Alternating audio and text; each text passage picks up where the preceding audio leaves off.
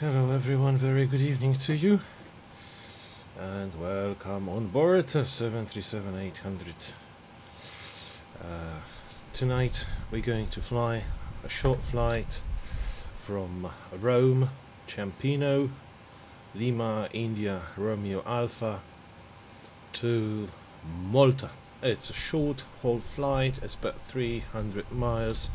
Not so long, with real weather conditions. The only difference between the real life is that we are a few hours earlier, but that's because of a very simple reason. The reason is, in the night we won't be able to see much, and that's the only reason. But at this time it is around 9:30 European Eastern Time, Warsaw time, and the weather is exactly the same there as it is now. So the weather is actually the same with the real time. It's only the light movement, a small shift I allow myself to do.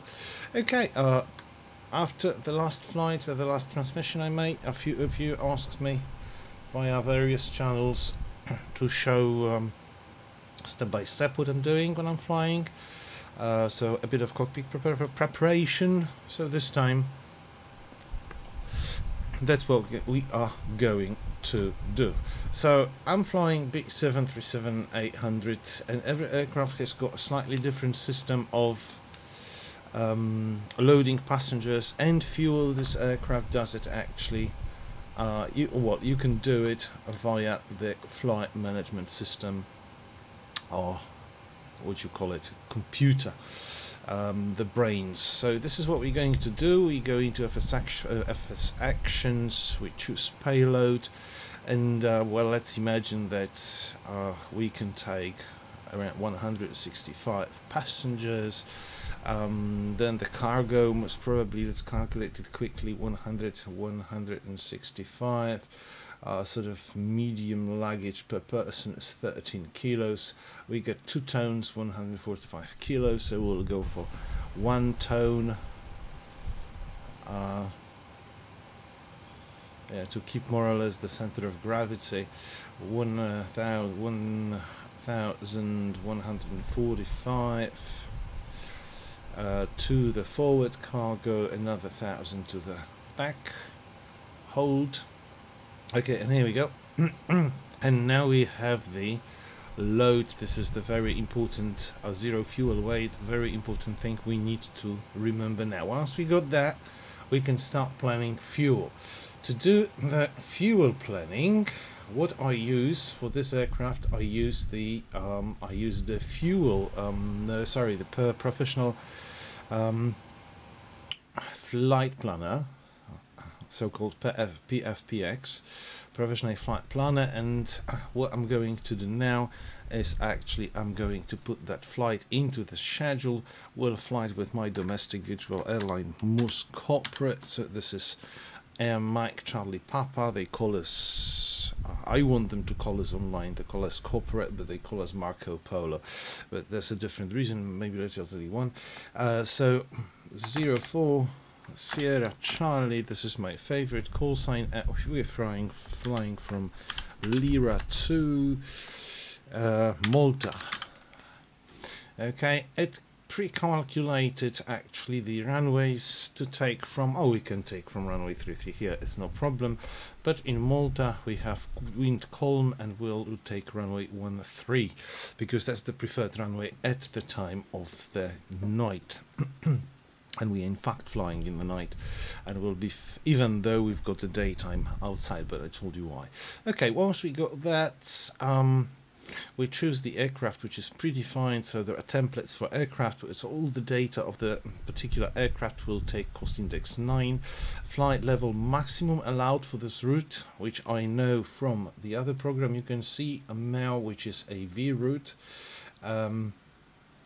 if this is practically the base of flight plans I use. So there are other ones you can also use it, but this one is the first. If I don't find a valid flight plan here, then I go to a different program or a different application, a web-based or whatever, to find a valid flight plan. This is actually valid flight plan for this time of the year, for the current IRAC.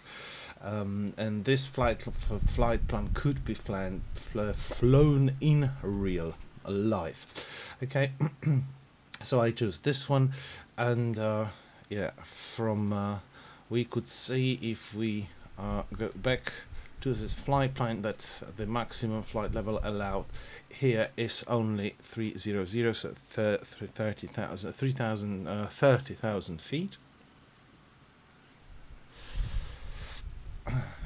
So by the way, we need to copy that flight plan into, yeah, copy that one. All right, so the maximum altitude flight level allowed is 300 payload, and here is what we put from our aircraft. So we go back to our main page, and that was 56.7, so that's zero fuel weight, 56,700 kilos. That's how we put it. That's very important for the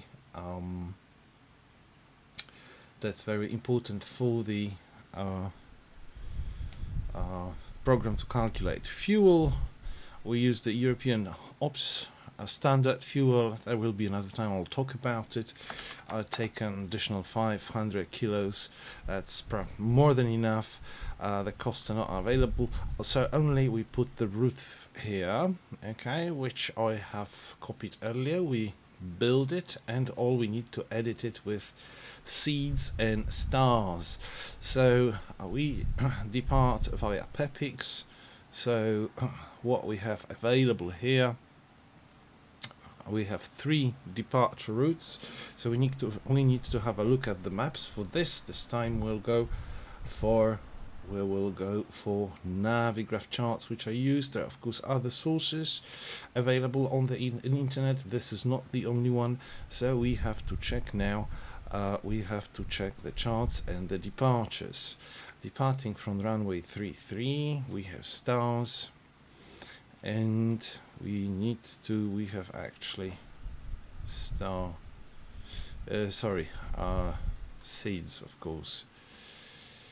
From runway 33 departures, it shows us here only available Ratir Bravo Charlie. Okay, so let's go again and check it. 7 Alpha, not good. Let's check Ratir 5 Zulu. That's not the one. Ratir 8 Charlie. So let's look for this one. Oh, come on, go back.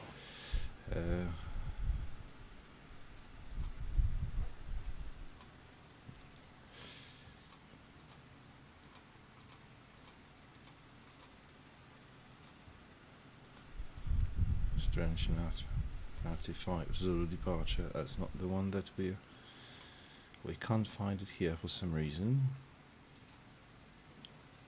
7 Alpha. Yeah, here we go. Here we've got Rati 8 Charlie departures. Okay, but then it doesn't have any it only connects to Rati. It does not connect to PEPIX for some reason, which is our first waypoint en route. So let's check again the other ones. Oscar Sierra Tango 8 Echo, we'll check that as well.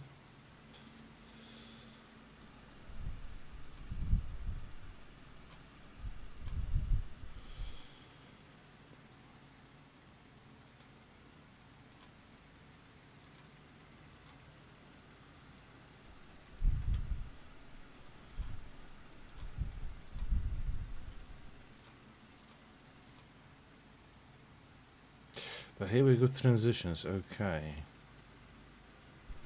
To PEPIX. Pepic 7 Bravo. Here we go, Pepic 7 Alpha. And that's from Ostia. So we have to choose one of the Ostia ones, unless we find other transitions.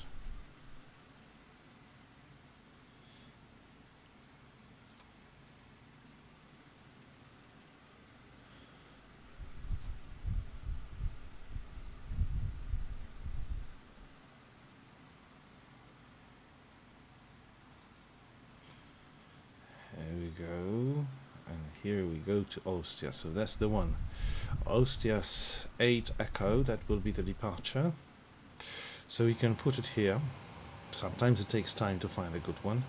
So we could yeah, Ostia 5 Echo, and the transition Pepics. So let's check which one.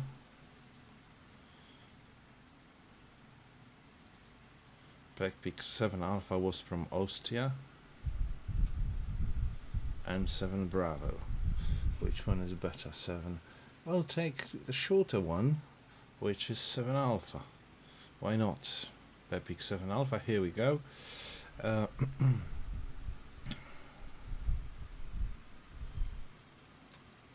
So again, we can we can apply that. Now, what about the arrivals? I didn't put the arrival because in Malta we don't have stars, simply. So from Gozo we'll have to fly directly the approach. Okay, so we've applied that. Now all we need to do is to find an alternate airport, which I can tell you my favorite one is Punta Raisi in Sicily. So we apply it, and then it will find destination, alternate destination routes, and that's it. And all we need to do is to compute the flight, and once the flight's completed, we more or less have the plan. But one more thing, we need to calculate the derated climb rates, and I will use the flaps 5. I'll tell you later what that is, and we'll try with TO2 presetting. Let's calculate. It's fine, we can use it. So the temperature we need to add would be 39 degrees, so we'll apply it, and then we also can do the landing calculations for flaps 40 calculate. So it will calculate probable speed we're going to use for landing, 140 knots. Good. So we apply it too. Now we are ready. We can release the flight. We'll release it only within this program, export it to various programs that are going to need this, including the aircraft itself. So the flight plan will be included in the memory of the aircraft, and I will simply have to open it right from the database. That's it, without putting it one by one. Okay, so save, 7 routes saved. That's it. We can close this one, and this one is released. I could print it if I want, but I saved that on paper, so I'm not doing this. And I can have a look at the summary of the flight. It's going to take 1 hour and 7 minutes, the trip. So from this will be the air time, not the block time, not from taxiing to taxiing, but just in the air, 1 hour 7 minutes. So this is how long you're going to stay with me in the air. And then the fuel. So the release fuel we need is 6 tons 149 and 6,149. So here we go. We put that into the aircraft using the FMS. Once again, let me look at that value. That value was 6,149. Okay, 6,149. Yeah, 6 stones. And here we go. Now the weather. I use Arctic Sky for prepared for 3D version 4, one of the few at the moment available programs which can simulate the real weather, and there will be a few things I'll have to do in this program to make everything work smooth. I need to open the flight plan I have just created. As you can see, it's all in here. LIRA LMML. So this is this flight plan. I'll just open it, import it into this program, and here we go. We've got all the weather data, so it will run much smoother. I can also add the alternate airport, refresh it, put it into the tray, and we don't need to touch the weather anymore. We can go back to the aircraft right now. Okay, so now I can start preparing the aircraft more or less. And this is still not the time yet where you would call the ATC, or you can simply ask for clearance, but then start continue preparing. But if you've got an impatient controller, they'll keep you, are you ready for pushback? Are you ready for pushback? So let's configure the aircraft. First, put a little bit more lighting into the panels to make it look nicer. There we go. That's the background. We are not flying at night, so we don't need much more. And once we've got that, we can simply inform the aircraft where it is. So activate its inertial system together with GPS. Now we are going to something which is now like in real, or as in real. Okay. So position initialization, as you can see, we need to align the aircraft with its current coordinates, so we have to wait until they appear on the screen and then simply confirm them, reconfirm them. Okay, you wonder why I'm not in the cockpit. I will be there in a minute. And we write the name of the airport, which is Lima India Romeo Alpha. Okay. Now the route. Oh, why not? Here I am. Sorry for that. Now the flight plan is stored in the memory of the computer. It's in one of the folders on the disks. We know which one it is. I know which one it is. I pre-programmed that before, and when I exported the flight plan or saved it from Flight Planner, it landed there. So the name of the plan is LIRA LMML 01, and I just press the co-route. I saw what is not here. Yeah, because I made a mistake. Yeah, there we go. Here it is. Okay, flight number 040 Charlie. That's not important, but just for the sake of fun, I'm putting it here. Okay, and then the departure. So for departure we use runway 33, and we decided that we go through Ostino 8 Echo with the Pepix 7 Alpha transition. We activate it. Here it is, and you see the route has now appeared on our horizontal situation display. So the route is there. Now the performance initialization page, by clicking twice on 0 fuel weight, I got the correct version. Reserve fuel, so this is the amount of fuel the aircraft's going to scream when it goes below that. Cost index 6, and flight level, let's check it with Flight Planner. I'll go back again just to check it.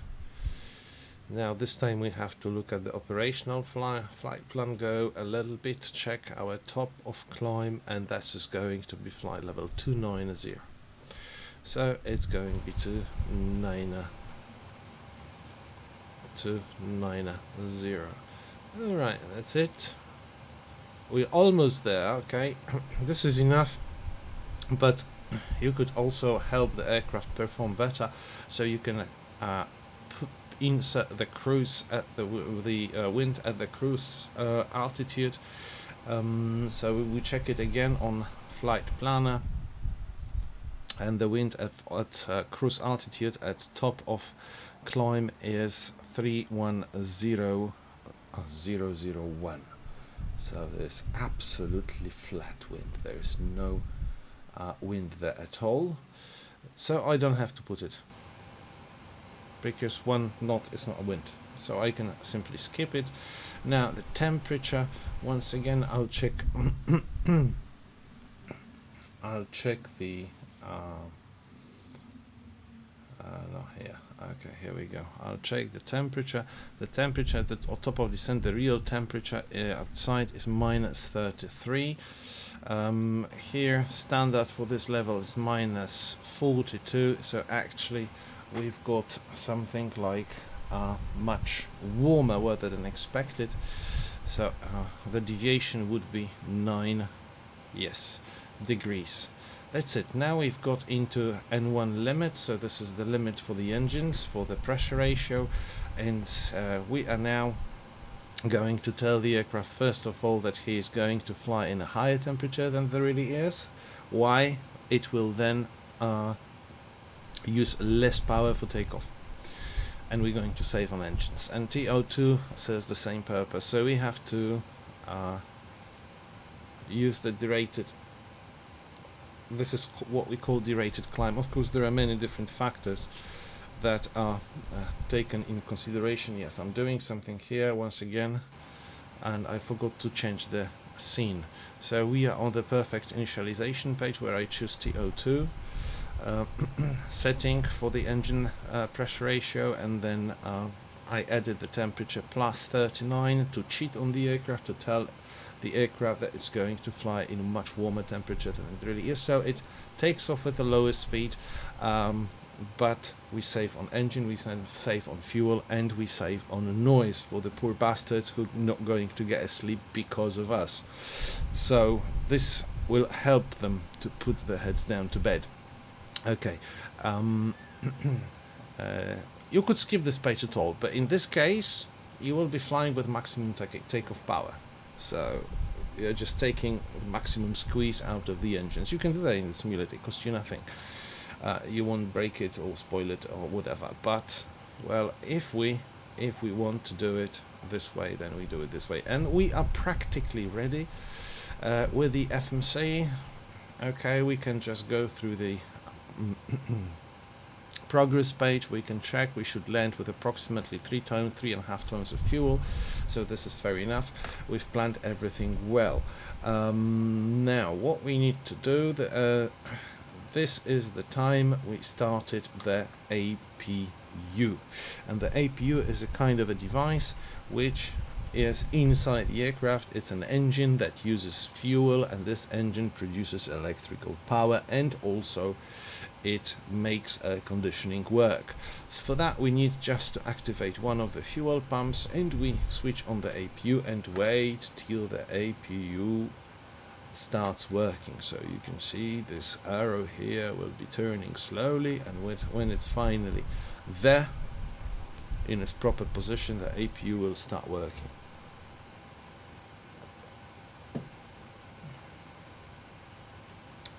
So okay,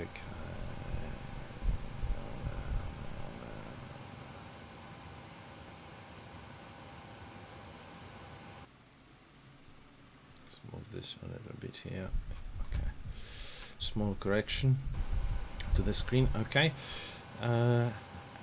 it's almost there.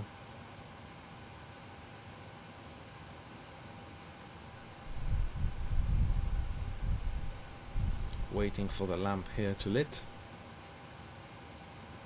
Yeah, here we go. So now we're just changing the source of power to the aircraft from ground source, because now we use the ground source. We are using now the APU. We don't need the ground source anymore. So we now need to detach the ground power. Okay, so the ground power is no more there. The aircraft has its own supply of power. We can even check it here. Yes, there is power, electricity is going, everything is fine. Now okay, let's insert the radar, the weather radar on our horizontal situation display, and let's give a nice view of terrain to our co-pilot. Why not? The traffic, we're going to fly online, so We're going to fly online tonight.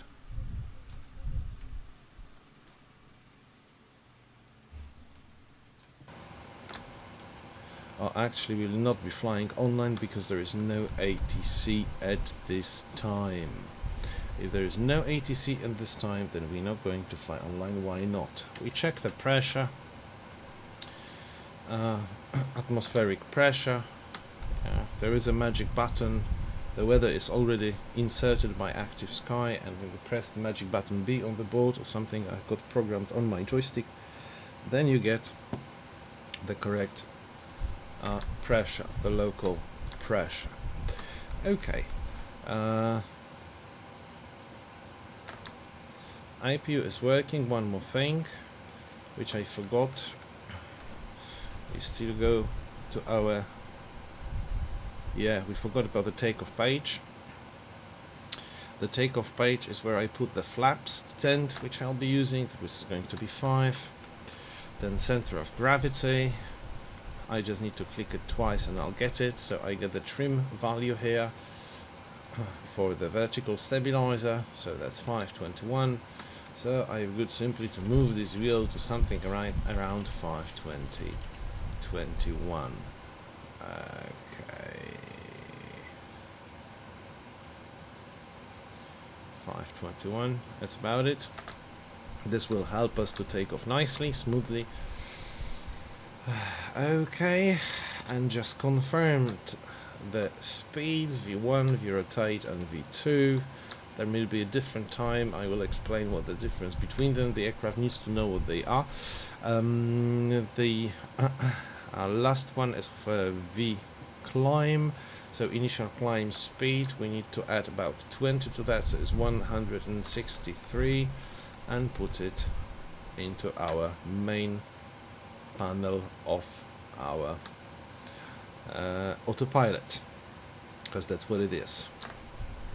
I'll just align the heading with the runway. It's always a good practice at the same time, in case something goes wrong. The altitude, initial altitude, we can assume that we will be given something like 10,000 feet, or let's make it even 6,000 feet. We can assume that's something we would be told by our ATC, or you would read it on the charts if it's not given there. We can arm certain elements here like flight directors, vertical navigation, lateral navigation, so you're all now ready to use. APU is working, so I'm closing the door. It shows opening, but then if I press the close one, the main exit is closing. Here we go, it is nicely closing. So going back to the cockpit now. I can, one more thing, the altitude will be flying on, it will be to 29,000 feet. If I don't do that, I'll put the passengers to a nice sleep from which they will never wake up. Hypoxia, have you heard about that? Right, okay. So now we are practically ready to start the engines. Everything is nicely preset. I'm using one of the add-ons to get pushed back, and that's what I'm going to do. I'm going to call them now.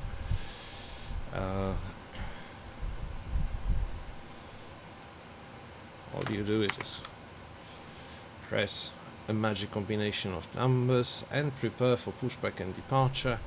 No matter which one, I don't really care, as long as. And we need nose right, tail left. We are changing in the, well, do the straight pushback this time, because we are at the very strange position at this aircraft, at this airport.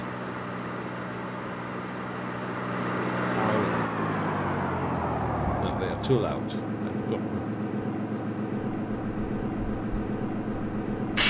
Hello, Captain. We are waiting for pushback.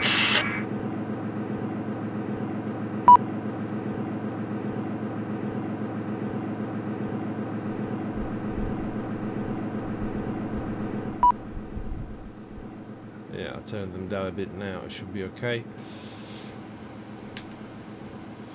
They want us to remove wheel chocks. this is something we're going to do again using our magic page on our MCDU or FMS. Come on, what's wrong with the parking brakes? My joystick has switched off for some reason. On gear. Here it is. Sorry for that, that happens in the cockpit. Probably my cat was around. And this will be responsible to do that. Now they are waiting for us to start the first engine, so for this one I would need to activate the all fuel pumps, fuel dumper on, all heating installments for windows and stuff, and also for the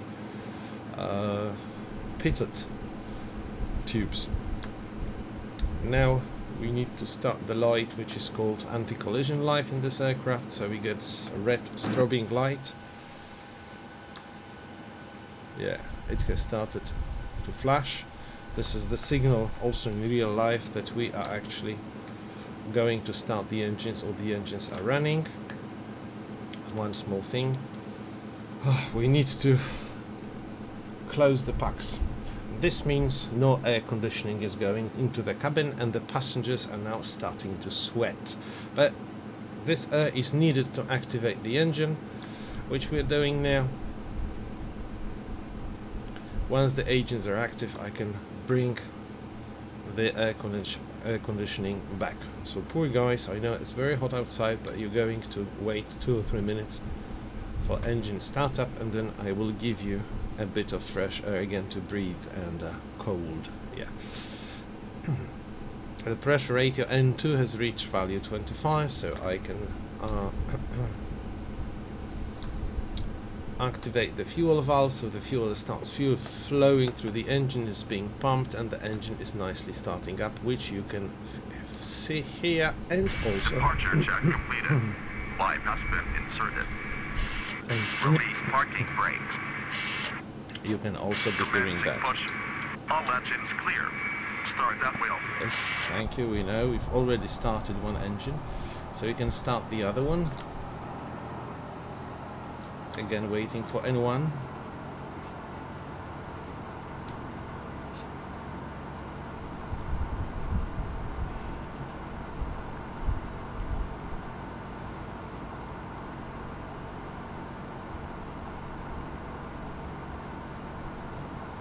Yeah, here we go. Let's have a look outside of the aircraft. Oh, it's getting darker. It will be landing at sunset. Very nice views. Waiting for the engine to fully start.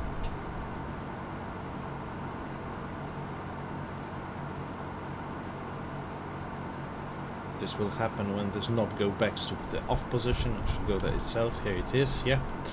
So continuous ignition only needed for the initial part of the flight in case something breaks. The seat belts are on for passengers, so now when the engines are running we can simply take the APU off. So now we are fully supplied with air-conditioned air and electricity from the engine, so I can give the passengers a little bit of fresh air again, and also change the valves to engine settings. Okay, still a little bit too loud. Too loud. I'll have to change it later. Now what I'm doing, I am automatic brakes, putting them into RTO position. So what will happen, why we need it, that's when we're going to roll out on the runway to take off, and we need to do the rejected takeoff. So to decide that we're not taking off, Tow truck disconnected. Line has been removed.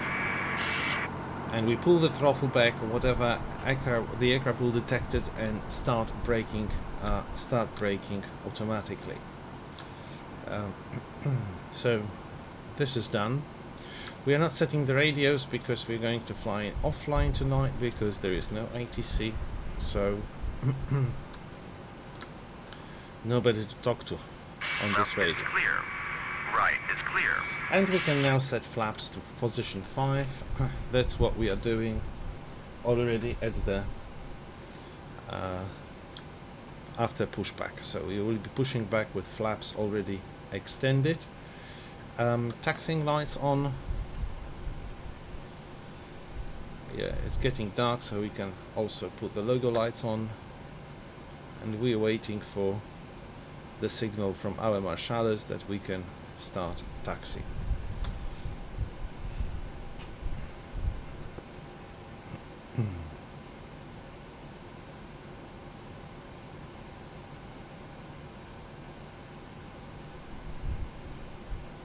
I think they're gone, so we can. Yeah. No horrible sound. Press the push or horrible sound of set the brakes immediately. That means everything is okay. We can taxi now. So we are taxiing. We're taxiing to runway 33. This is the runway we're going to use for takeoff. The taxi speed shall not exceed 35 knots. Well, 30 knots, in some cases even 25 knots. So we're not going to exceed it, if of course we are going to simulate the real life conditions.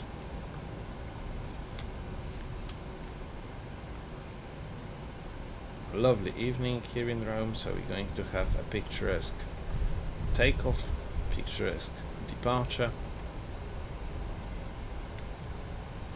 admire some wonderful views, and unfortunately most of our flight will be over the sea, so let's enjoy the views while they're still here, because we're very soon after departure fly over the sea and forget the land. No more Italy for a while, then it's going to have to be Sicily on the way, and then slowly we shall start going down towards Malta. I'm observing the ground speed. The ground speed is here. You see, alright. 20 knots. And that speed is okay. Quite a long way to taxi ahead of us.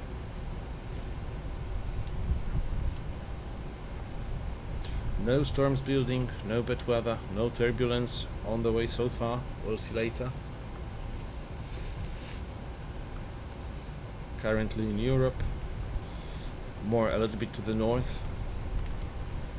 we have like very, very hot days, blazing sun, temperatures going far beyond 30 centigrade, and occasionally thunderstorms at the end of the day.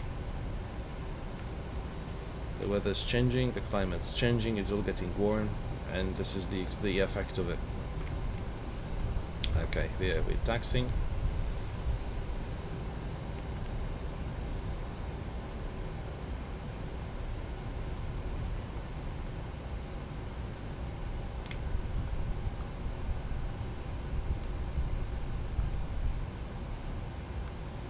As long as there is runway on the left. Why am I not taking the shortcut? I mean, no. First of all, there was no entry here, and second of all, that the calculated derated climb and the temperature which I used, one of the parameters that is taken into consideration while calculating.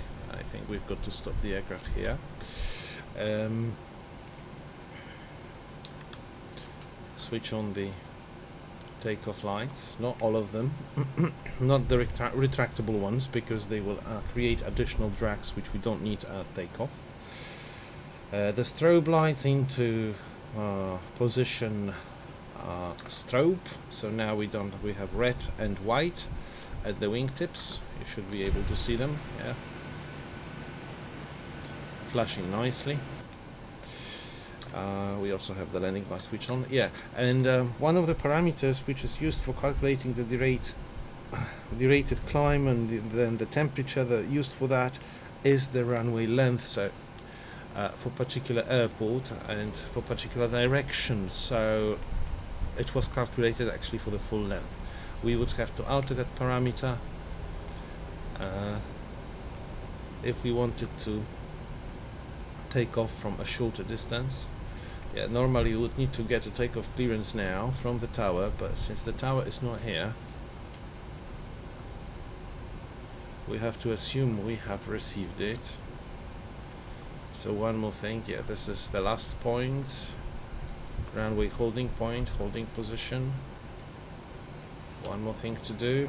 That's what you do on VATSIM in real life. You could do it earlier. That we are switching our transponder to the Charlie mode.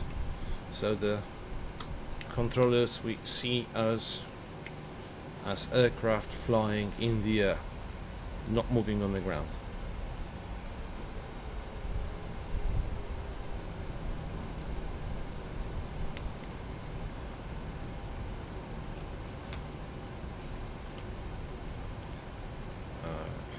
Right on the runway, and I think we can start the roll. So at first, no alarming sounds. I'll just give it around 50-40% of engine pressure ratio.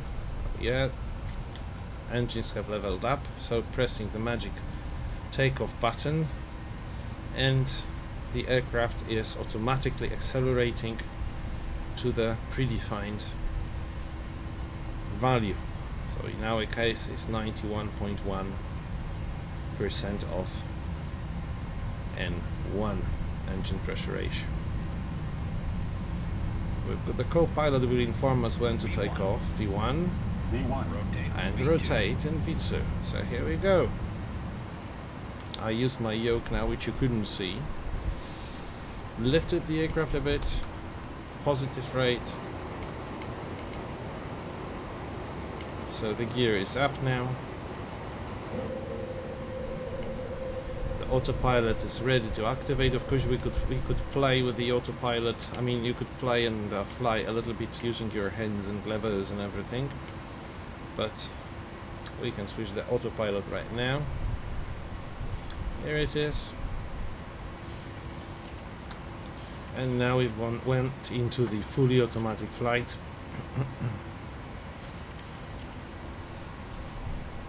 We are gaining altitude, not the speed yet, because there is we are flying with 163 knots, and once we reached 3,000 feet above the aerodrome, the aircraft will start to accelerate. This is what is happening now, and this is the moment we can start retracting the flaps.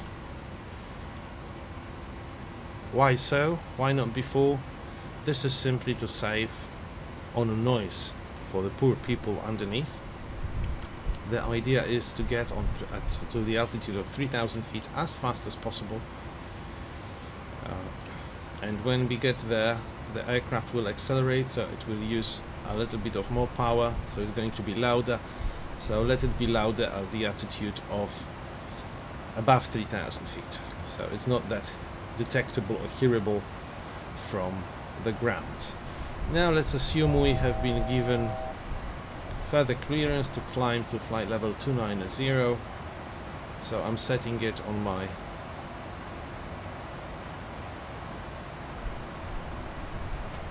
autopilot,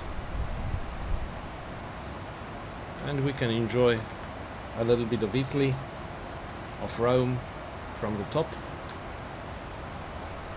because what's going to be happening now is going to be climbing for quite a while.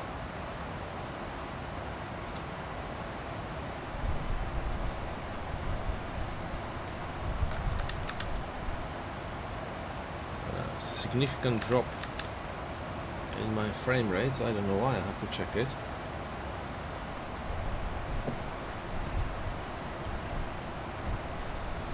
Okay. I changed the pressure into standard pressure. Again, a topic for non-experienced flyers. Why do we have to change the pressure? Well, the answer is easy and simple. pressure differs from region to region, from area to area, from day to day, from hour to hour, and it's different very often at different airports. And our altimeters, now 10,000 feet, switch off all the lights, go to standard position of ignition. All we need is just the anti-collision and strobe lights now, and we can unfasten the passengers. Okay, so a few words about the pressure. Now we'll see a little bit more of the route.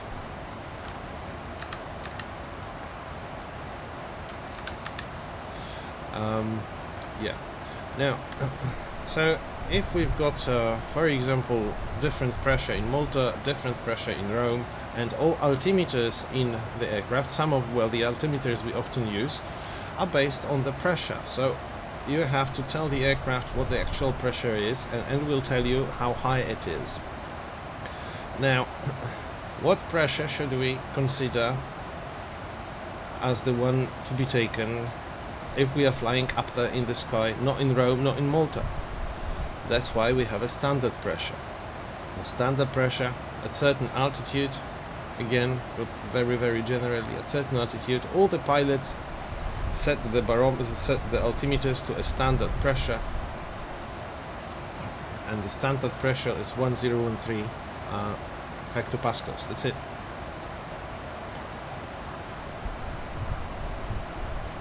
Right.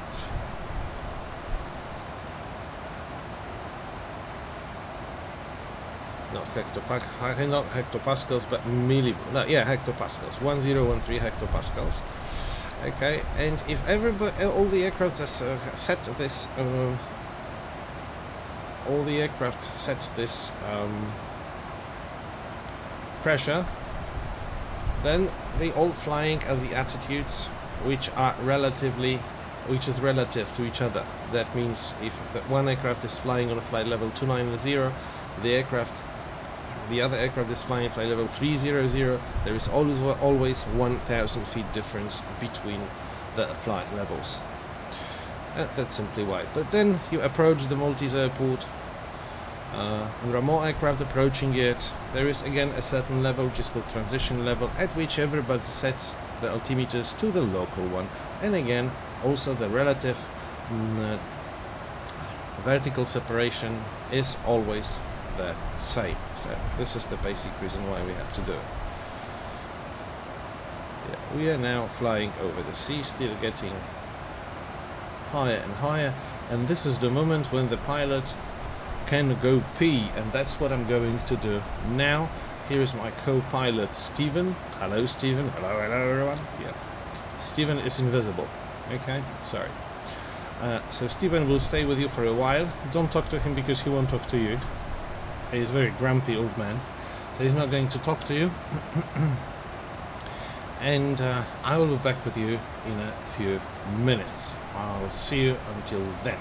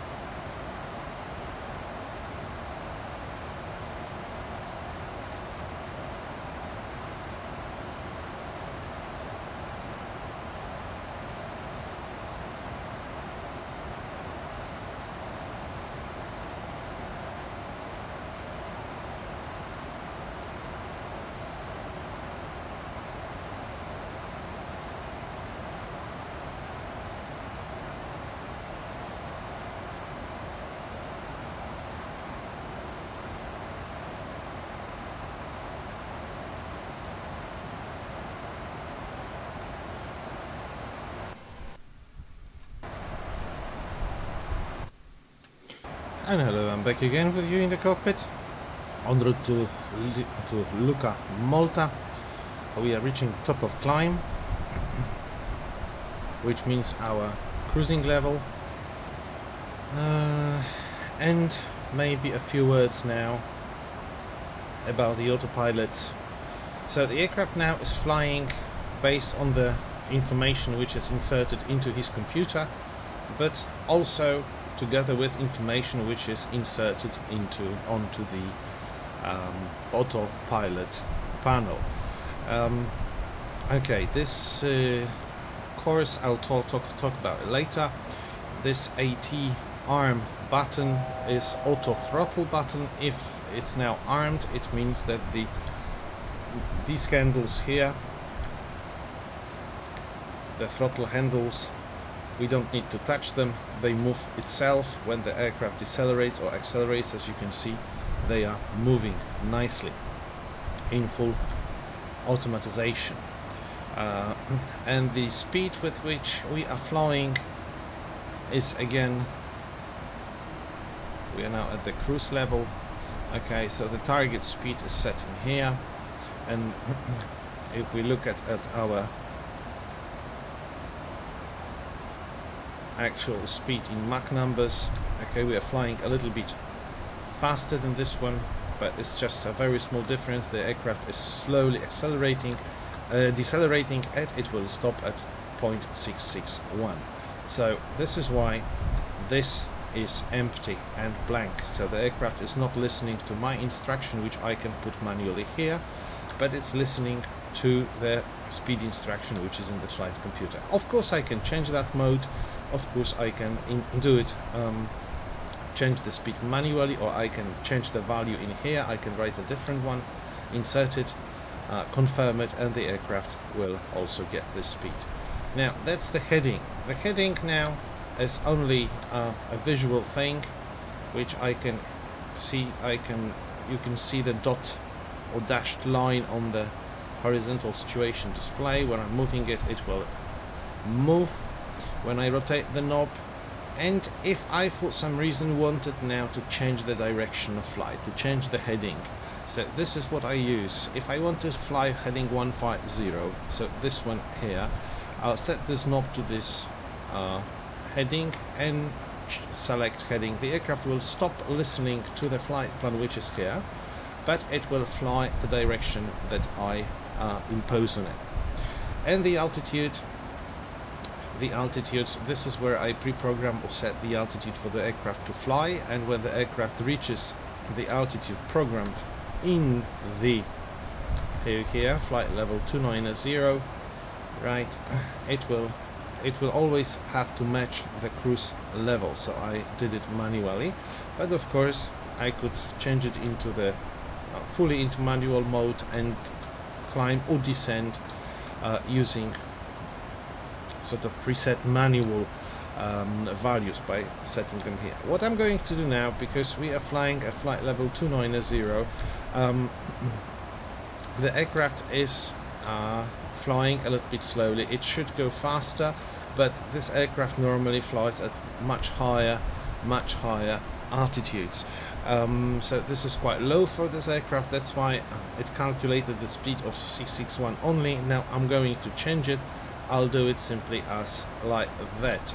I will click on speed intervention, and here we go. I've got the Mach number here, and change it to 0.74. So now the aircraft is listening to this value and not to this one. It has changed, but it says MCP, so it means that it's listening, because this is usually called in pilot jargon, or it's called MCP. So the aircraft is accelerating. You can see that the speed back has gone up, and the aircraft is accelerating to this speed nicely. And now I can start thinking, because we are not very far from arrival, so we have just about 300 miles to arrive at Malta. I can start thinking about the descent and arrival. So for this I'll go to departure and arrival page. Normally if ATC were there, I could read the ATIS, so the information on the active runway.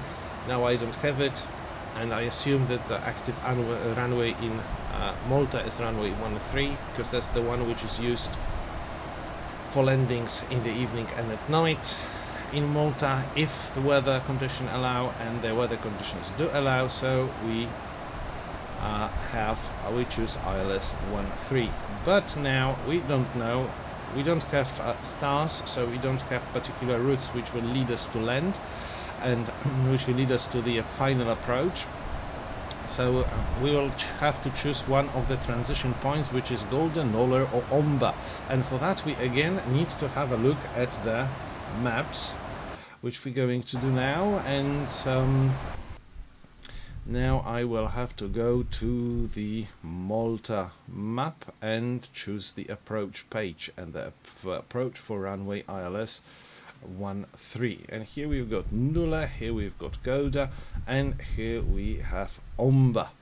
Okay, and now this island is called Gozo, and there is the last point of our flight plan is this point. It's Gozo, but we don't have it here, so we don't have a transition. Why?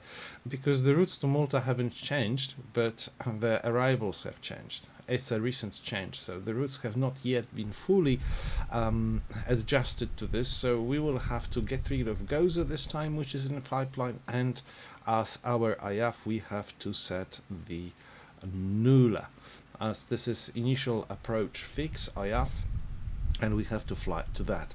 So what we're going to do now, we're going to choose Nulla and execute. If now we look at our legs page point by point, we can see that we have a discontinuity, which means the last the last point of our flight plan, which is Gozo, is not connected on maps with Nulla. But because we have to, as I told you, we have to get rid of Gozo at all, so we'll simply overwrite this, execute, and that's it.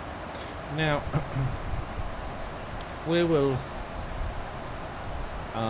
this is the speed, this is the altitude for the aircraft at particular points which you saw on the map, and this A means that the aircraft has to be at the level with 3,000 feet or above. Just to be safe and sound, I will change this value to 3,000, not above, just to make sure that I have enough time to slow down. This aircraft on short final slows down slowly, so we need to go down first to slow down, as they say, and that's what we're going to do. Now we can see that the computer has calculated the top of descent, which will be in 176 and 67 nautical miles. If we flew with ATC, we was probably a few miles ahead. Report to ATC that we're ready to descend, and we would be given clearance or not to descend. And descent is planned in this case by the aircraft to keep the performance values optimal. Is planned at using minimal power with a speed of approximately 250 knots. So again, to save fuel. If for some reason we don't get the descent clearance by ATC at the required stage of the flight, and the aircraft and the ATC says, well, you're not ready to descend now, I've got traffic colliding, and for some reason keep on flying high, then you will have to descend using manual settings on autopilot panel, not using the fully automated one. But since there is no ATC, we will be using the fully automatic descent. What we can do now, we have to do now, we'll be using an ILS approach. ILS approach is a precise instrument approach. The aircraft will read the radio beams, and it will adjust both to the horizontal and the radio beams from the system installed at the airport, usually at the end of the runway, and it will tell the aircraft how to stabilize on the vertical path as well as horizontal one. So this is the same as ILS, but then we have to give the appropriate, or inform the aircraft on appropriate values, so like radio frequency and the course on which the aircraft has to stabilize. This information we get from or either from maps, or when we click it on approach reference page, we've got the radio frequency 109.70 and the course is 132. So here it is. This is the place to write it down. What was that value? 132. If we fail to do it, the ILS will not read correctly. And the radio frequency 109.70, so that's the one, 109.70. We switch it to active, and here we go. We are now configured for approach. As simple as that. And we also write down clicking on the reference speed for particular flap detent. So the reference speed for landing is here 100. If we landed now, we would with flap 40, so the maximum descent, we would need the speed of 136 knots, and always at wind correction factor, which is +5. And if the winds are higher than 5 degrees, the crosswinds are higher than 5 knots, we will also divide that difference by 2 and also add to this to calculate the approach speed. Okay, now I can already set the auto brake pressure. Well, this is the auto brake to we have 4 detents, 1, 2, 3 or max. This is actually not the power of braking, but this is the pressure ratio which is put on brakes. It's not exactly the same thing, but it helps you to slow down once you touch the runway.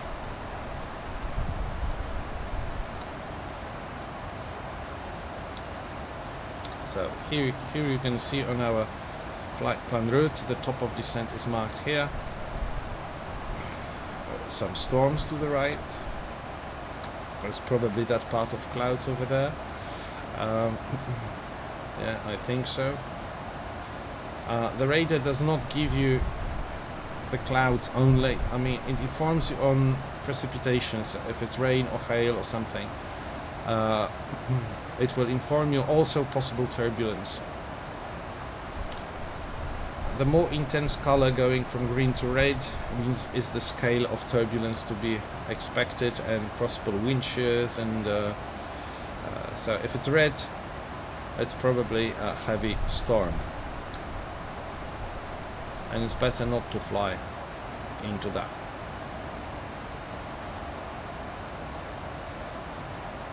Okay.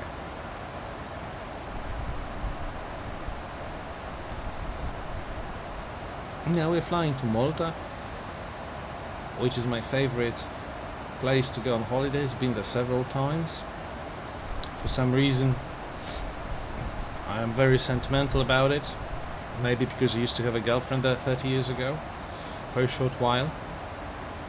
And now, well, still in touch. We still sort of use communicators from time to time to talk, and occasionally we have met in few parts of the world. Recently in my hometown Kraków, Poland.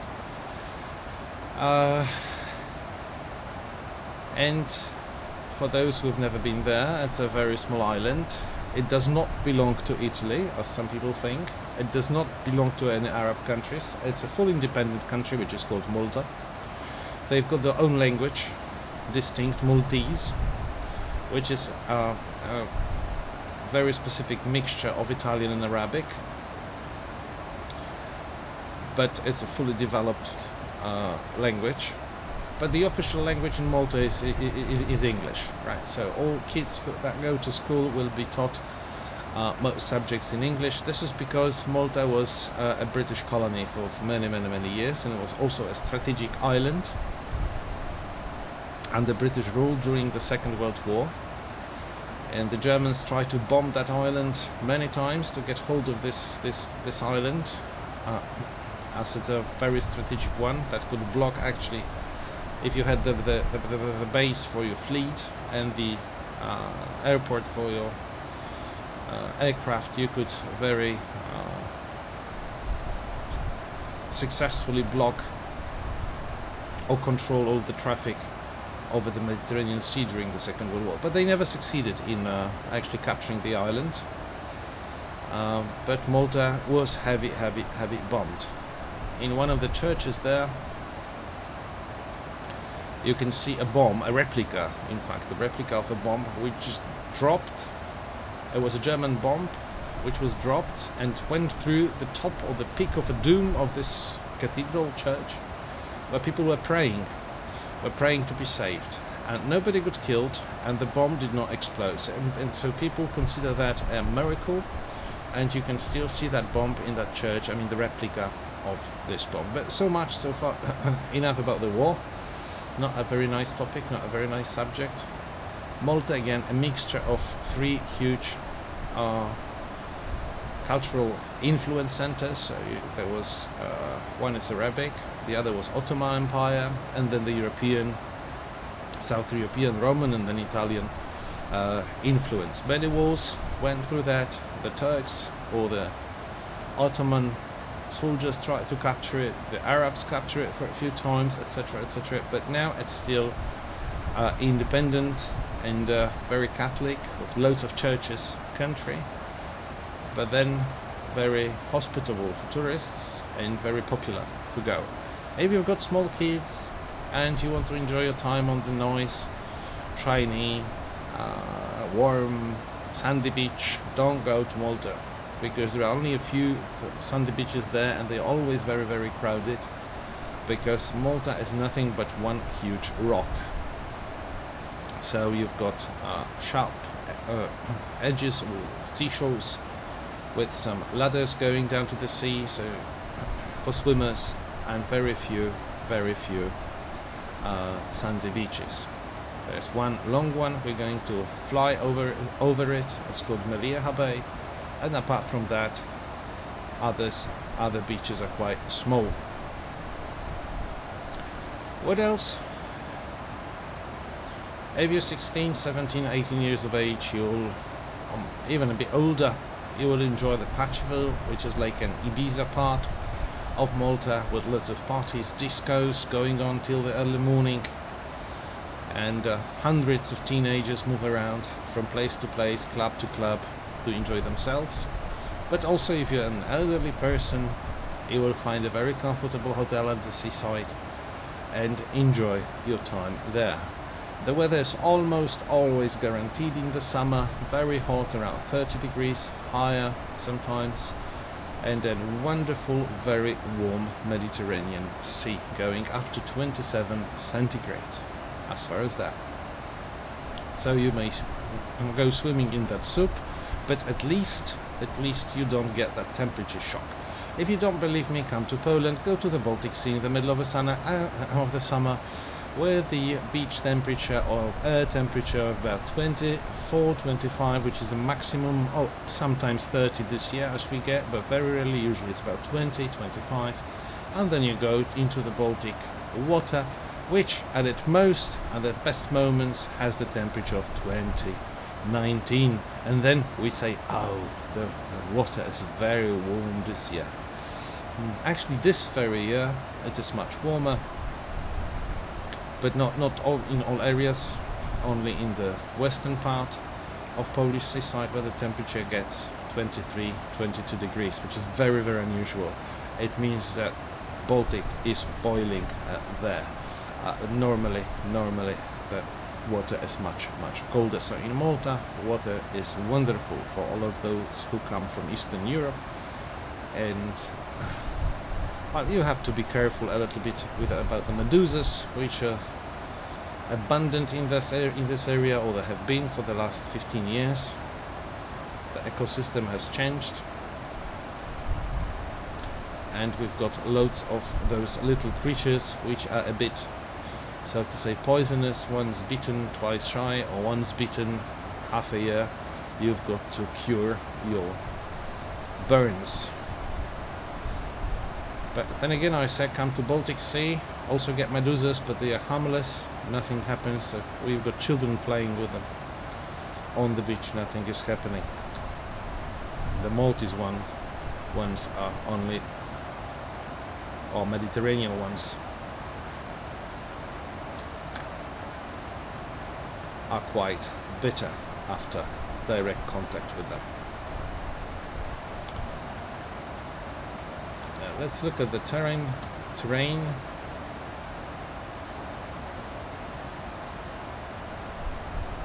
Trying to move the scale, not this one. Sorry, Stephen, this one. I want to see if we are over the Sicily. Not yet, but we are approaching Sicily. Yeah, Sicily's round in front of us. It's getting darker and darker, so we're not going to see much, unfortunately.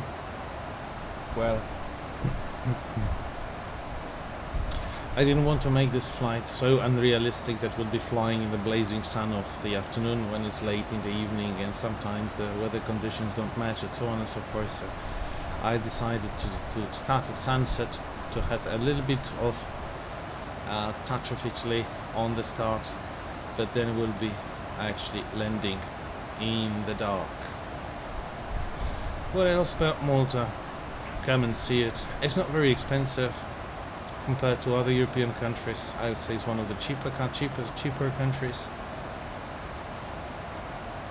People are very friendly, but also very traditional.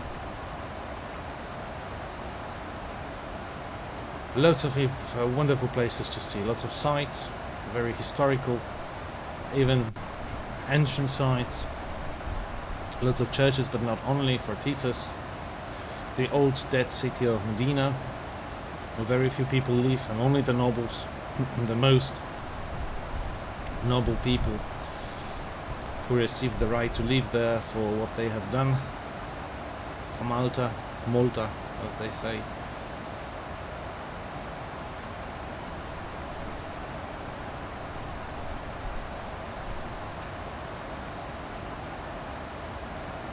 Very full of life in the evenings, like probably everywhere in the Mediterranean. Because of the hot weather, people will go out only after dark. Loads of kids playing on children playgrounds at 11 o'clock at night, because that's the time of the day where it's not so hot.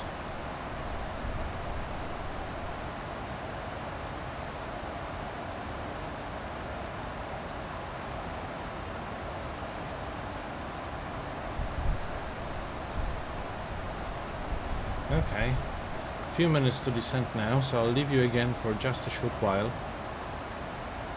and I'll be with you in a second. Until then, I'll disappear from the cockpit. So see you till then. I'll meet you just before the top of descent.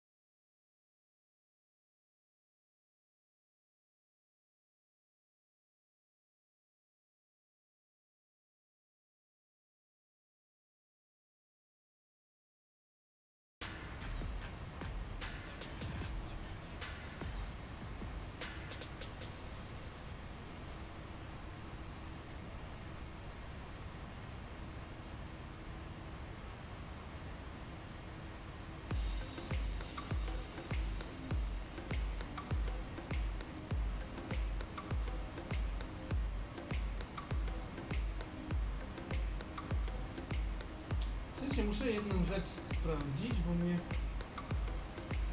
coś zaniepokoiło.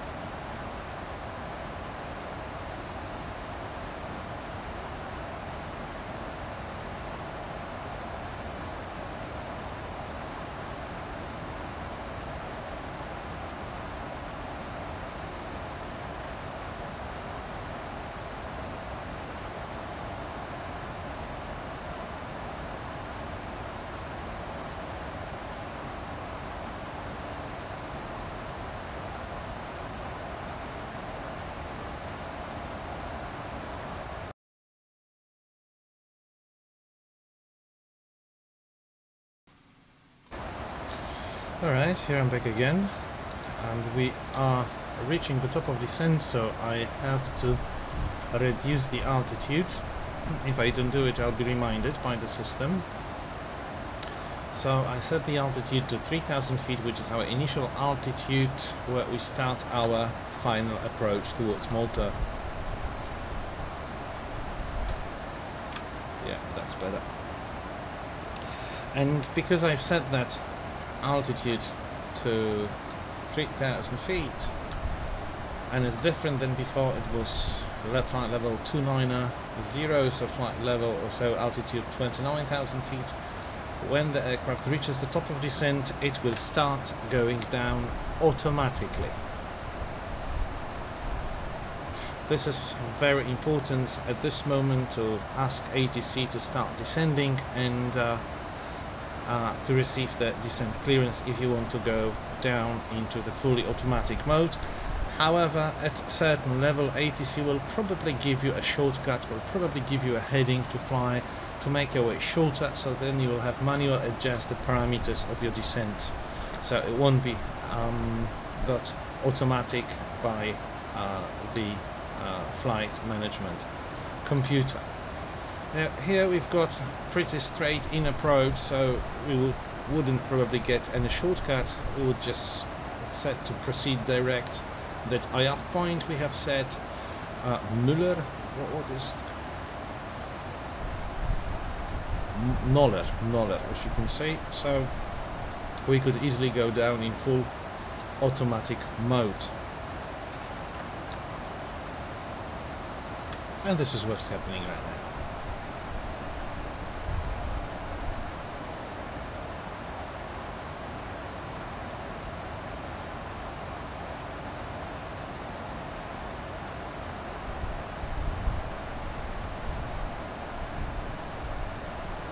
And here we go, we are reaching the top of descent, and the aircraft will descend. This I will give you a nicer view. Change view. Aircraft left over wing. So this is, we are looking now from the cabin.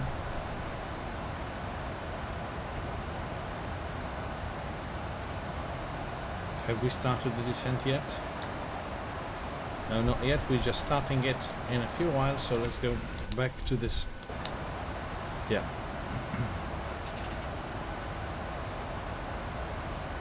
And you should be able to notice our start of descent over Sicily.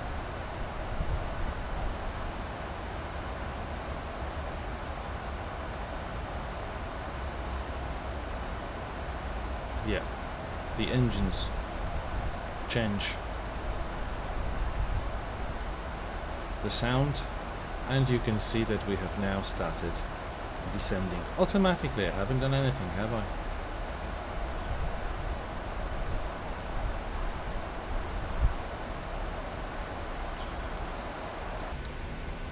And then this is what we look at from outside. the livery you would never see in real life, because it's only virtual. It's only in our flying club, where we fly with a couple of mates in a Moose Corporate Flying Club. And you can see that the aircraft is nicely going down towards Malta. Going back in the cockpit, as you have seen now, it's dark, so there are quite a lot of lights I can regulate, like in the real aircraft, to the total dark, the full light, but the full light is not really eye friendly, and it reflects the light, and it's not good for landing, especially at night, so let's leave it like that. Or maybe even a bit darker.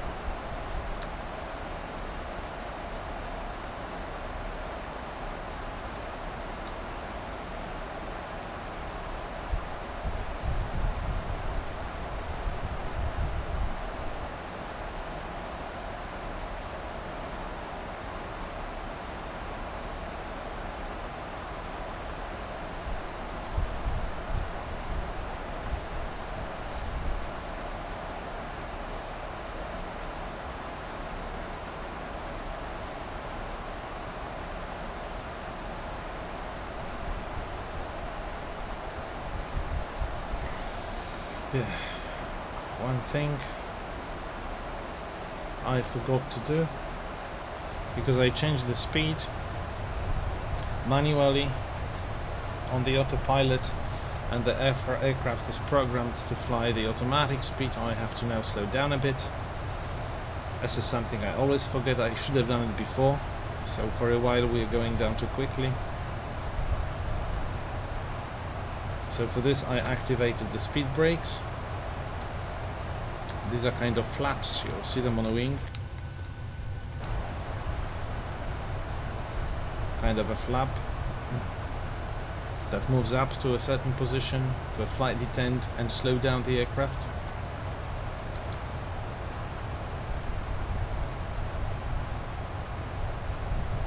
So we have now slowed down to 250 knots, and this is the correct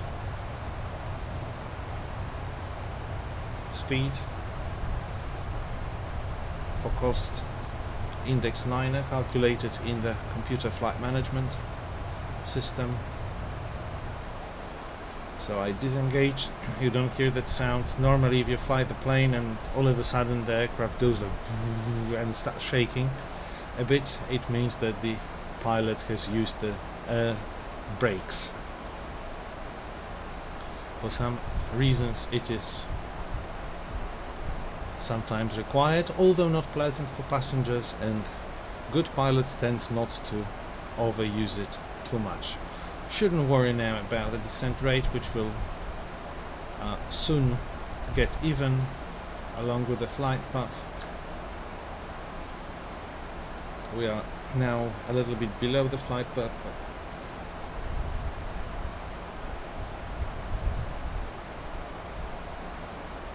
it will soon level up, or we can adjust it manually just to give it an example.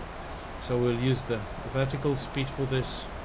We'll change the vertical speed now manually into something like minus 8,000 feet per hour, and we'll observe that vertical path back here. It should be in the middle, so within a few minutes it should get even. So I reduced the descent rate. We are now going down much slower in terms of the vertical speed, not the lateral one. And in a few moments we should observe that back going down.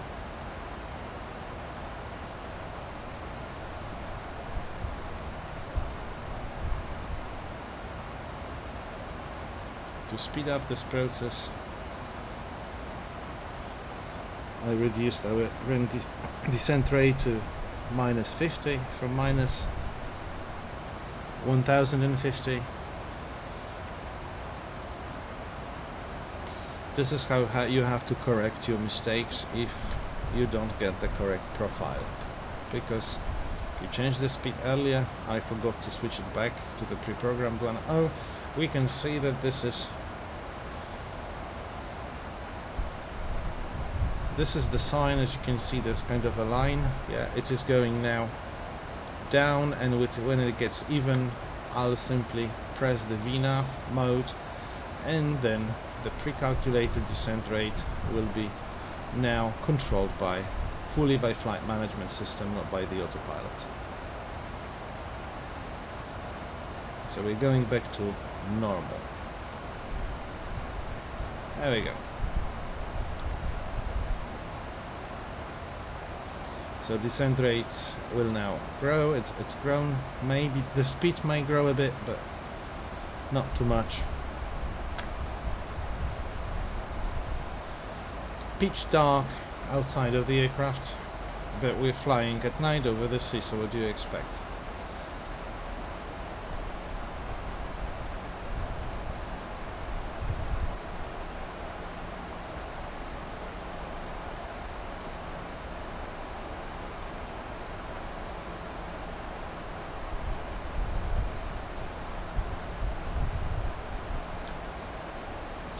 We'll check the weather conditions in Malta if they haven't changed.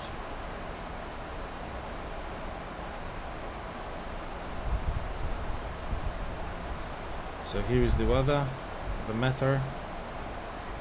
Yeah, the wind is 150, direction 150 degrees and 05 knots. Visibility more than 10 kilometers. Few clouds, 11,000 feet. And temperature 26, dew point 23. The more closer they get to match, the more probability of fog, and the atmospheric pressure in Malta is 1013 hectopascals.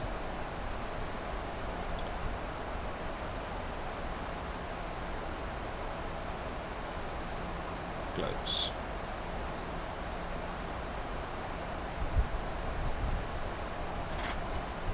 Okay, something has happened to my screen, so I'll have to switch off the camera for a while.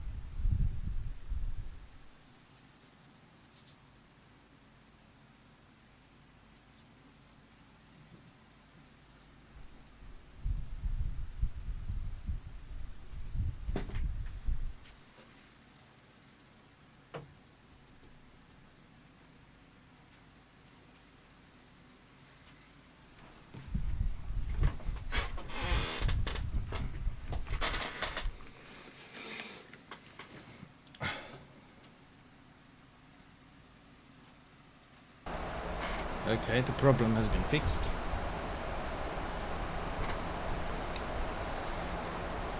Loads of problems with those home studios and green screen behind you when you want to play some tricks on your viewers. And I hope nobody believes that I'm sitting in a real cockpit. It's just a nice picture behind. But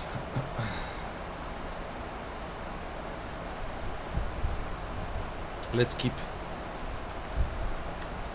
the workshop secrets. Okay, when we'll be passing 10,000 feet,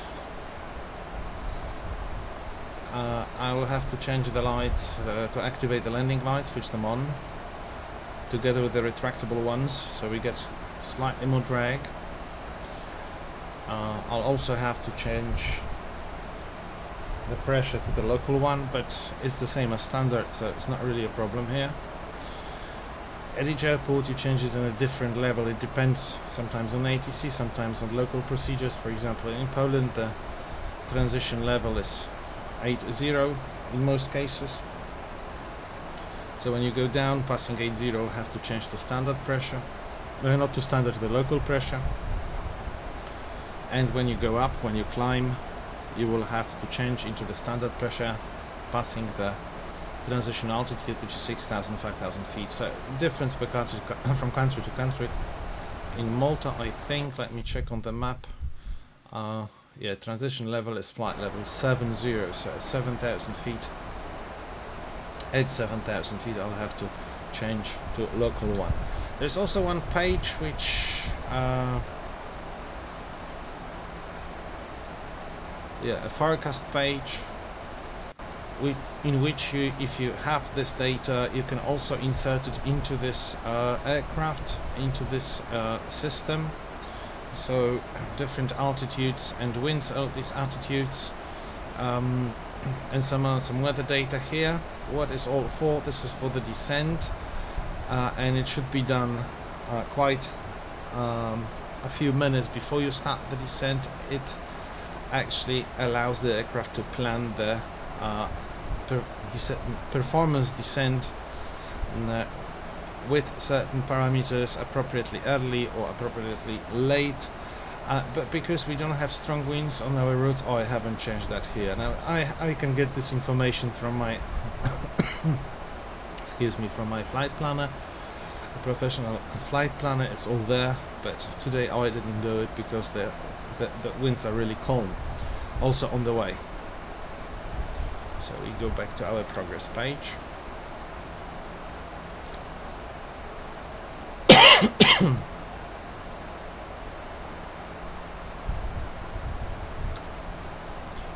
Right, so we're going down to 10,000 feet. So passing 10,050 right now is I can switch the landing lights on, also the taxi lights, the ignition into continuous mode, and the logo light on. So our tail now should be nicely lit. Here it is. Now we can advertise our airline flying over Malta. We'll first fly over Gozo, the island to which Maltese people go on holidays. It takes them about 45 minutes to cross the sea from one island to the other. Then a small island, Ciampino, with a very nice lagoon on which you've got 3 hotels, 1 shop, 1 small chapel and 1 policeman. And a very nice lagoon to which they take you for the whole day if you want. And then there is no single beach space there, so it's only water and rocks. So you're actually stranded there for a few hours. You come back completely burned or completely frozen, because even though the water is very, very warm, if you spend more than 1 hour in that water without getting out, you start freezing anyway. So if you ever go to Malta and they offer you to go to the beautiful lagoon of Ciampino, and if the trip is longer than 2 hours, don't accept it. You're going to regret it. And there is no road, so obviously you have to wait for your boat to come and pick you up, and then I've met people who went there for a day and they came back and say never, never, never again. Because you get hundreds of people on the rocky shore, no place to sit down, no place to lay down. So eventually all you do, you just walk around in the sea, because it's a very shallow water, that, I don't know, maybe 1 meter, 150, 130 centimeters at moments. So it's wonderful crystal weather there, very warm, very nice, but what if you can't get out of it to dry yourself for a while in the nice sun, but you've got to stay in water all that time. Alright.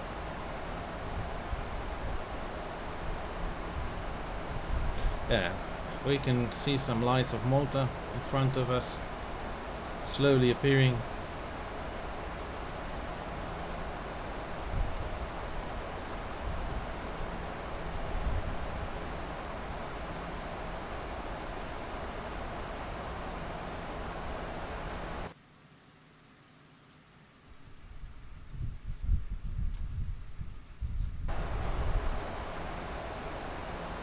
Emerging from the black background. Yeah, 7,000 feet. I'm switching the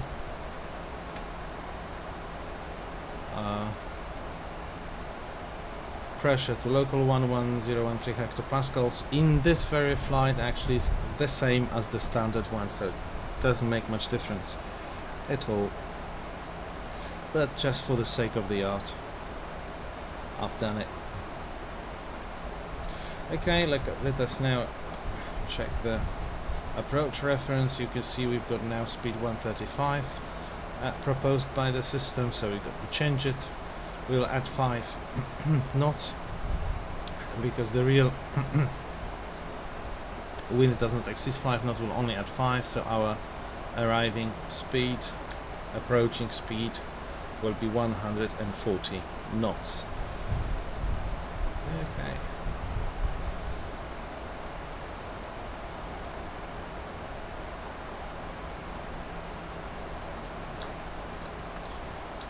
Let's check. 1970, 132, okay.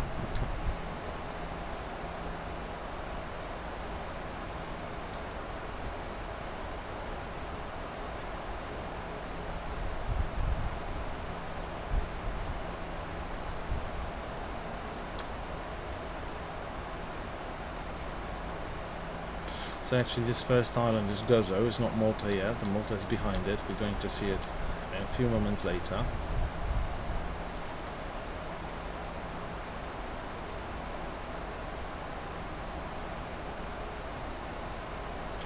Okay, now we've got the distance from the airport now, from the ILS, that's 24 miles, 23.7 miles.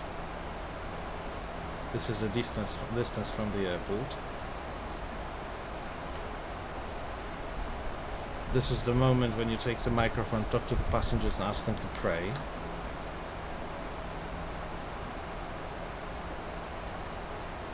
Okay, and we need to adjust the landing altitude, pressure-wise.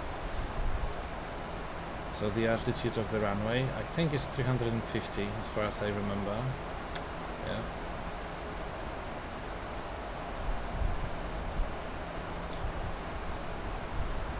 Yeah, the ILS has come up now. You can see this bug, white bug here, and this white bug here. That means we are a little bit below the flight path, but we are on the vertical path, on the lateral path. Drag required. Let's give it a bit more drag.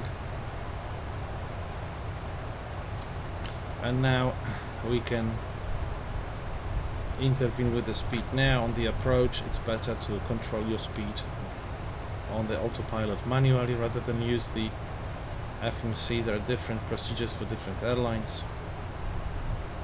Here we've got to slow down to 200 knots, and we'll fly with that speed to up to 10, approximately 12 miles to touchdown. Yeah, we don't need the drag anymore, but now we'll arm it. What I've done here, I've just moved this lever using one of my magic buttons on the joystick to the armed position. If I disarm it, it looks like that, and it's totally non-active. If I arm it, it will deploy automatically once we land, once the wheels touch the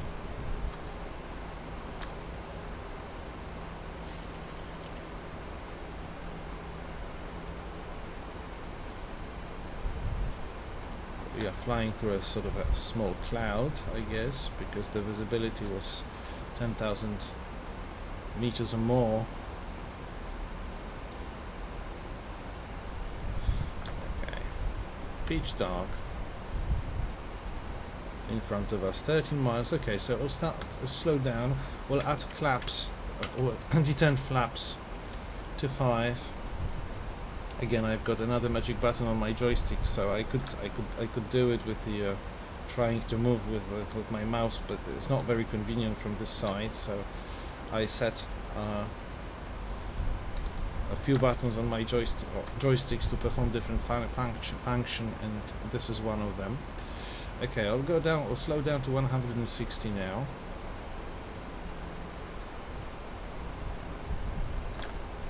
And now activate the magic button, approach button, so that will activate the ILS. So I have already stabilized on the localizer, which means on the lateral path all I need to do is to stabilize on the vertical path, and this will happen when this white back levels up with the horizon line, whatever. So this is going to happen momentarily, and then the aircraft will be pulled down by the ILS system, not by me anymore. Okay, yeah, here we go. The glide slope is captured now.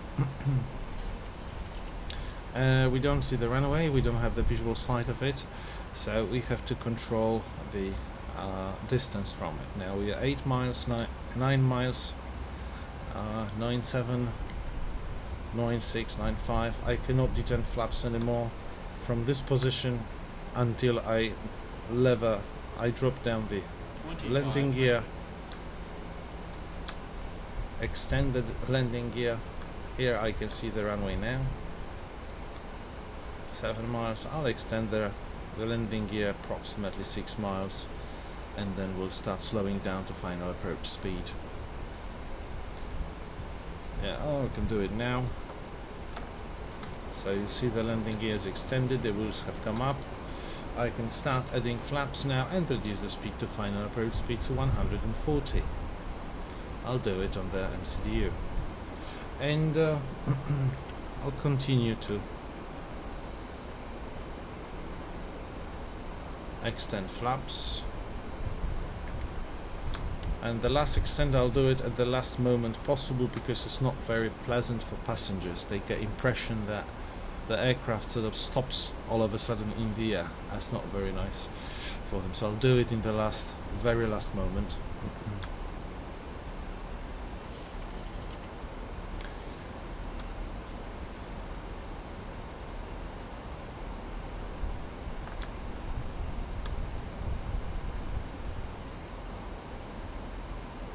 Okay, now you can, all the passengers should stop praying now and enjoy the landing.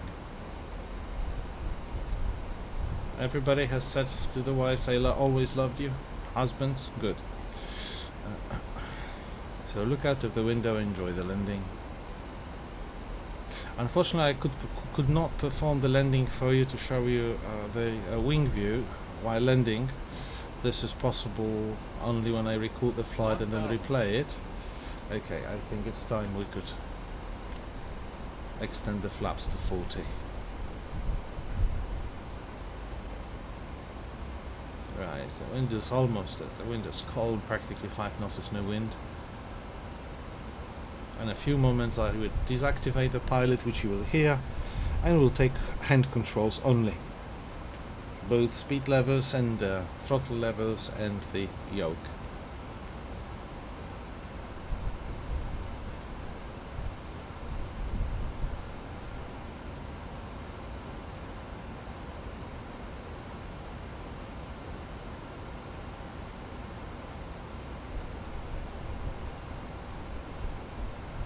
This is what I'm going to do now. Yeah, that's the sound of switching off the autopilot. Now I'm controlling the aircraft by hand only. But because there's no wind, practically 300. Making only small adjustments. To terrain.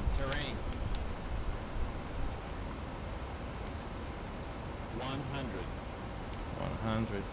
When we get 50, throttle down. 50, 40, Yeah. 30, 20, 10.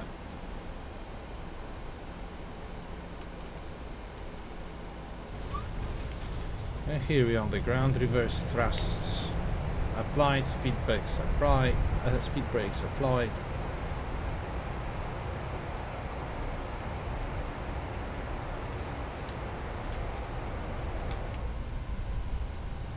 And we have safely landed in Malta. We are leaving the runway now. Unfortunately, this airport, this scenery which you can see, has been was designed years ago for FSX, not for P3D on which I'm actually flying tonight.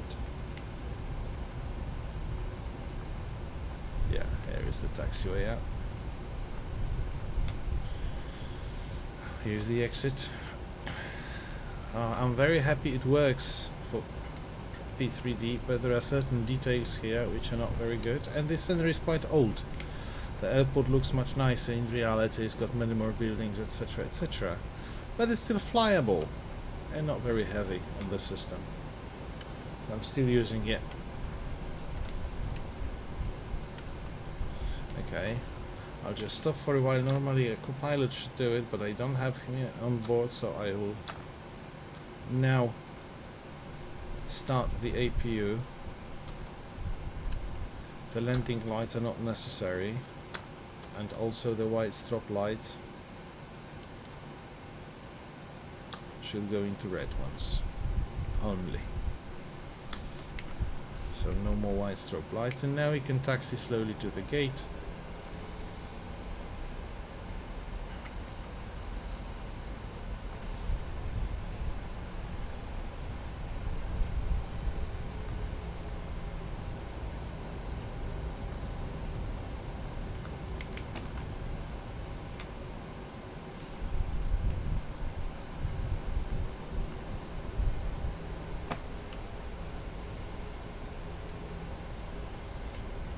Find it quite hard to follow the taxiway. It's not illuminated and it's very dark.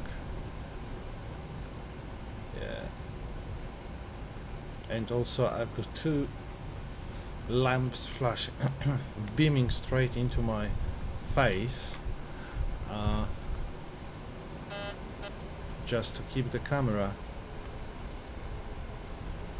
working here in the dark. Yeah, why don't we park in here?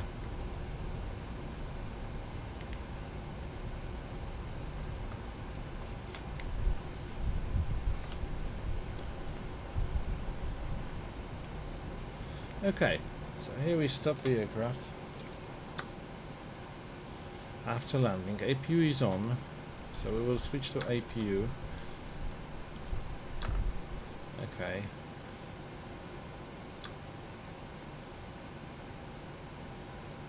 Where's the glare sheet lights? Somewhere on the switches here. So also the air conditioning from the APU, so the engine will not supply air anymore, but the APU. Turn off taxi lights, we don't need them anymore, and at the moment we've got APU working, we've got the electricity and air conditioning from APU, so I can switch off the engines. So the engines go down.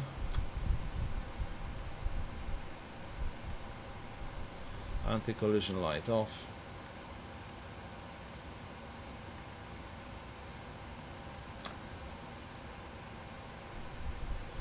And I can have the wheel chock set, ground power connected. Once the ground power is connected, I can then change again the supply source now from the ground, so I can turn off APU. Aircraft has electricity, but does not have air condition anymore, so it's now becoming very, very hot in the aircraft. So we'll open the door.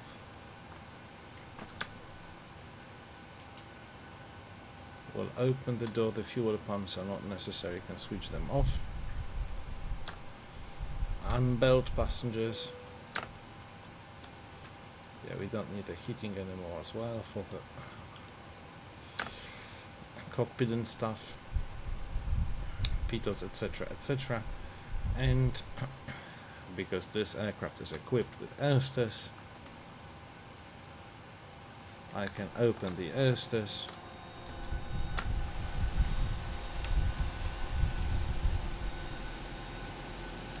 Yeah, you can see them coming up here, right behind my head.